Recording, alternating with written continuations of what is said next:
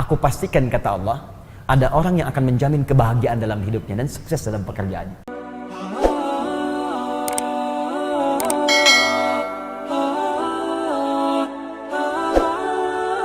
Bismillah.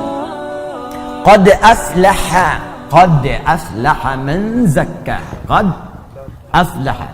Kita ngaji yang betul ya, pakai ilmunya. Man zakka, zakkaha. Ya. Pertama pakai qad. Qad itu kalau di ilmu nahwu namanya harfu tahqiq.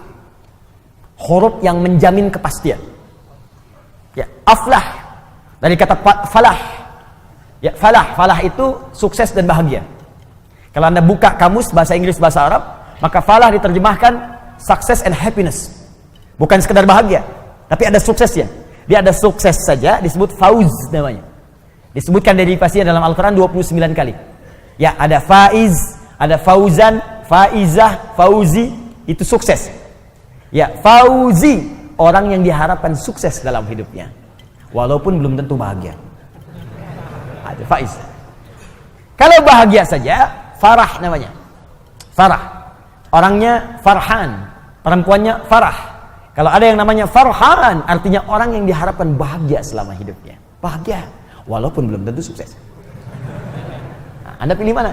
Kaya tapi gelisah atau miskin tapi tenang? Miskin tapi tenang. Oke, di antara yang kedua selalu ada alternatif yang ketiga. Kalau bisa kaya dan tenang, sukses dan bahagia, kenapa pilih salah satu dari yang dua tadi?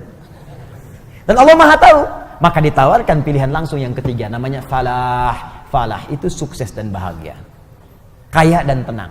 Kalau Anda genggam kebahagiaan itu, digenggam sukses itu, dan gak mau dilepas, maka dalam ilmu saraf tambahkan hamzah di depan kalimatnya.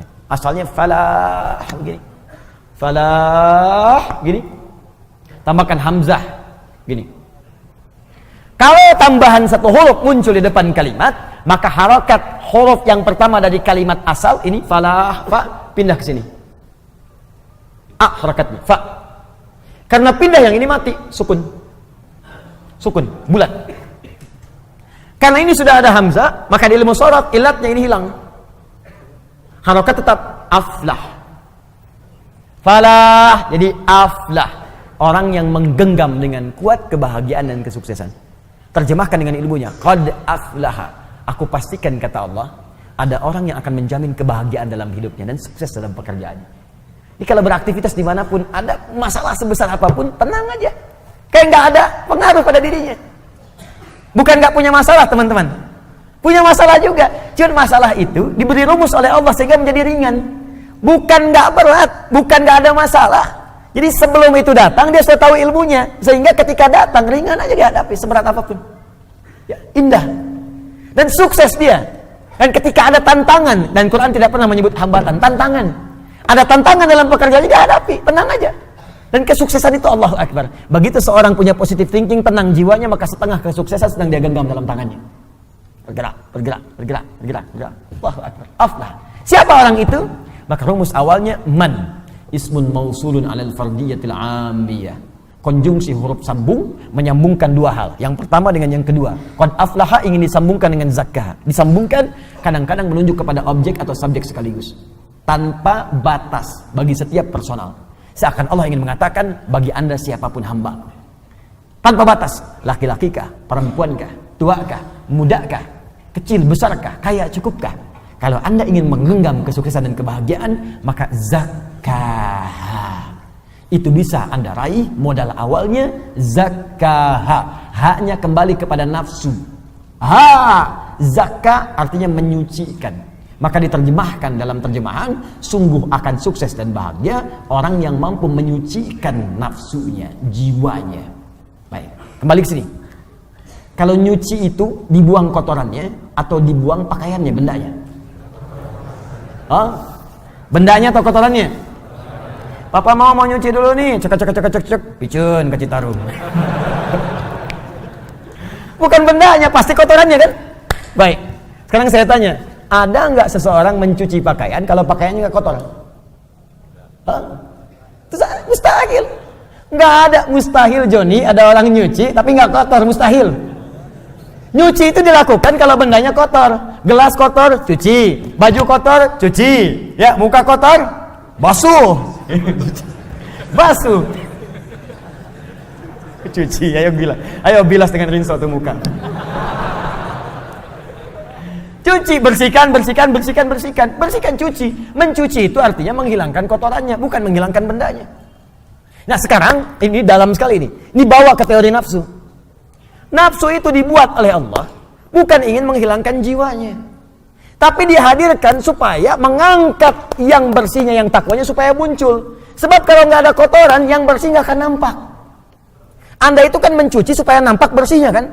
Kalau kotorannya nggak diciptakan, bagaimana tahu bersihnya?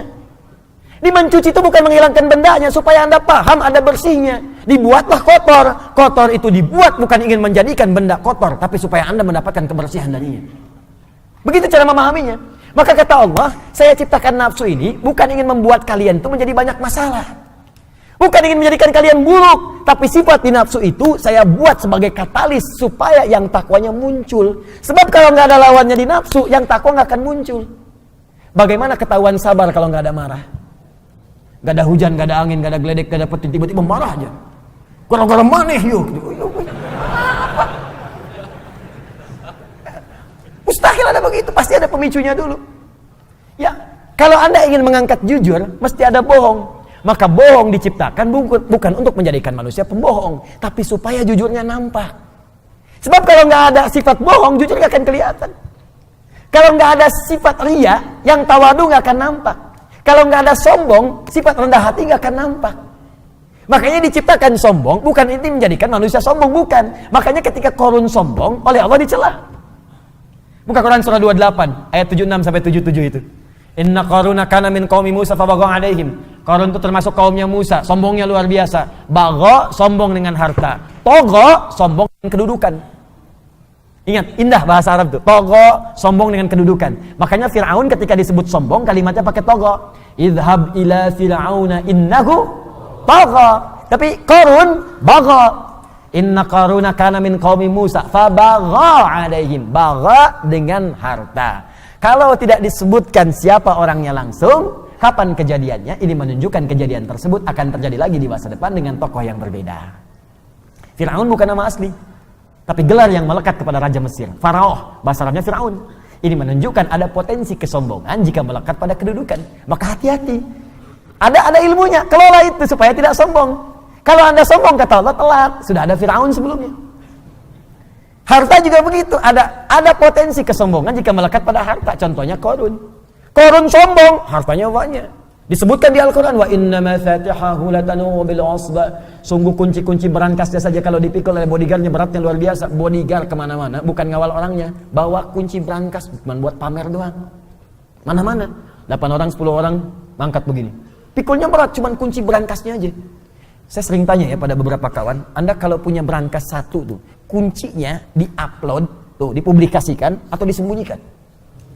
Disembunyikan tuh. Oh, kalau di-upload dipublikasikan, Anda celaka sendiri. Kunci berangkas saya, besok udah selesai. Qarun tidak, saking banyak hartanya, bukan cuma di-upload, dibawa kemana-mana. Nih kuncinya nih, mau nyuri aja, nih ada bodyguard berat bawa kuncinya.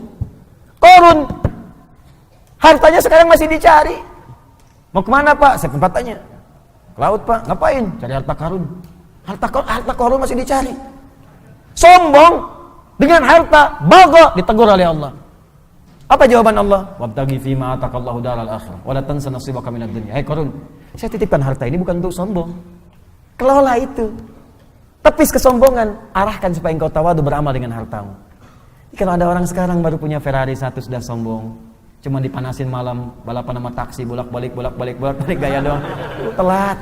Kalau ada yang begitu datang bawa Ferrari cuma buat sombong, bilang, Pak, telat. Kasihan kalau sama Qarun, khasabna, datang likuifasi, dilipat semuanya. Maka kembali ke sini, perhatikan baik-baik. Jadi ternyata rumusnya begini. Rumusnya paling cepat seperti nyuci tadi. Diciptakan, dibuat yang kotor ini bukan menjadikan diri kita penuh dengan masalah dan supaya berulah, tidak, tapi supaya menjadi katalis supaya yang baiknya muncul. Ini poinnya. Sebab kalau nggak ada yang ini nggak akan muncul. Dan cara menyikapinya sederhana. Begitu muncul di hadapan kita sifat yang jelek, maka cepat cari lawannya yang baik. Cuci itu artinya datangkan yang bersihnya, yang kotornya tutup. Jadi kalau ada teman Anda misalnya marah-marah pada Anda, apa lawan marah? Sabar. Maka ketika dia marah, kita sabar. Itu yang dimaksud dalam ayat Al-Quran, idfa' billati hiya ahsan. Jawab setiap keburukan yang sampai ke kita dengan respon yang lebih baik. Cara melihatnya, supaya kita nggak capek, cara melihatnya kembalikan ke sini. Oh, marah dititipkan pada kawan saya sekarang, bukan untuk menjadikan dia pemarah, tapi supaya Allah mengangkat kesabaran pada diri saya. Bukankah Allah mengatakan innallaha ma'as sabirin? Sungguh Allah bersama orang sabar. Bukankah kalimat pertama dalam Al-Quran bagi para penghuni surga dari malaikat adalah kalimat sabar? Quran surah ke-13 ayat 23 sampai 24. Salamun alaikum bima sabartum. Selamat Anda telah sabar saat di dunia. Namanya sabirin, dicela oleh kawan, marah-marah. Marah diciptakan bukan ingin membuat dia marah, tapi supaya sabar saya terangkat. Mungkin itu cara Allah mengabulkan doa Anda. Bukankah selama ini Anda berdoa kepada Allah, ya Allah jadikan aku dekat denganmu, ya Allah masukkan aku ke surga. Kalimat pembuka surga, sabar. Sabar lawannya marah. Begitu orang marah, sebetulnya Allah ingin menanamkan pahala dan menjawab doa Anda saat sebelumnya Anda meminta. Jadi kalau ibu di rumah bu, suami pulang tiba-tiba marah, berbahagialah ibu. Karena marah diciptakan bukan ingin membuat suami jadi pemarah, tapi supaya mengangkat kesabaran dalam diri ibu. Mungkin dengan sabar itu, kekuatan ibu bertambah untuk menghadapi problematika lebih besar di kemudian hari. Jadi kalau di hari itu ibu belum lulus, bagaimana menghadapi tantangan lebih besar di kemudian hari? Ada masalah di depan yang lebih dahsyat lagi, perlu kekuatan lebih. Kalau pada yang ini aja Anda gagal tidak bisa melewatinya, bagaimana bisa mengatasi persoalan yang lebih besar di kemudian hari? Itu prinsipnya. Ya begitu ada suami datang marah-marah, Masya Allah, Alhamdulillah, sabar. Kamu senyum lagi, kenapa? Sabar. Alhamdulillah Pak, saya yakin, Mama yakin, Papa itu bukan pemarah. Emang? Iya. Maafkan ya Pak, kalau memang marah itu dari Mama yang salah. Semoga Allah muliakan kita, mengangkat kesabaran kita semua. Indah, selesai.